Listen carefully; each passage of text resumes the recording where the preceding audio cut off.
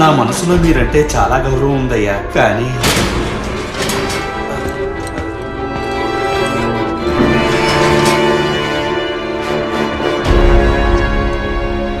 ఎంత ఆకలిగా ఉన్నా, దాహం వేసినా సరే వీళ్ళిచ్చే ఒక్క చుక్క నీరు కూడా మీరు తాకండి.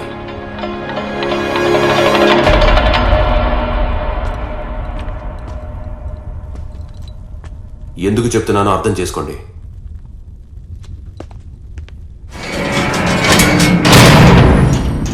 ఇప్పుడు వచ్చింది ఎవరో తెలుసా? మాజీ సైన్యాధిపతి పప్పు కురపన్ గారి కుమారుడు కണ്ണన్ కురుప్పు. అంతకు ముందు మీ ప్రాంతంలో జరిగిన గొడవల్లో పప్పు కురప్పు గారిని చంపింది మీ నాన్నగారని అందరూ అనుకుంటారు. తెలుసు.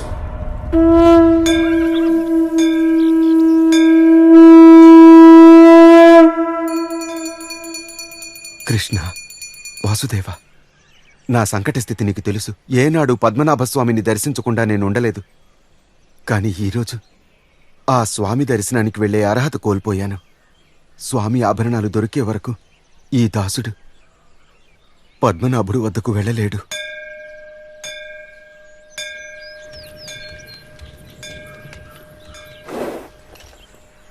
కృష్ణన్ తంబి, మహారాణి, ఇలా రండి. చెప్పండి మహారాణి. ఆరాటపుల వేలాయుధ చగావర్ని వెంటనే కలవాలనుకుంటున్నానని చెప్పండి. అప్పుడైతే మహారాణి గారికి విషయం తెలీదా? ఏంటి? వేలాది చెకవర్ని బంధించి జైల్లో పెట్టారు. జైల్లో పెట్టారా? అవును, మంత్రి ఉత్తర్వులు ఇచ్చారని చెప్పారు.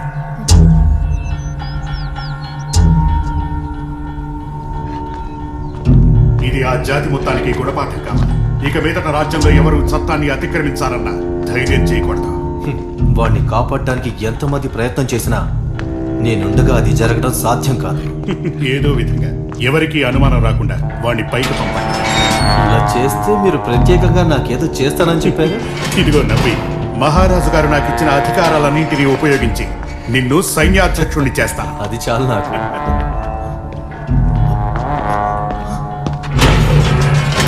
ఎక్కడ వాడు?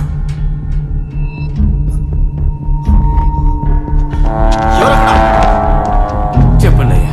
వేలాయుధ ఎక్కడా? నాకు తెలియదయ్యా. జైలు అధికారి ఎక్కడా? ఎక్కడికి పోయి చచ్చారు? సగునాయక్! అయ్యా, ఈ చెరసాల్లో ఉండాల్సిన వేలాయుధ ఎక్కడా? అతన్ని విడుదల చేయమని చెప్పారు. ఎవరు?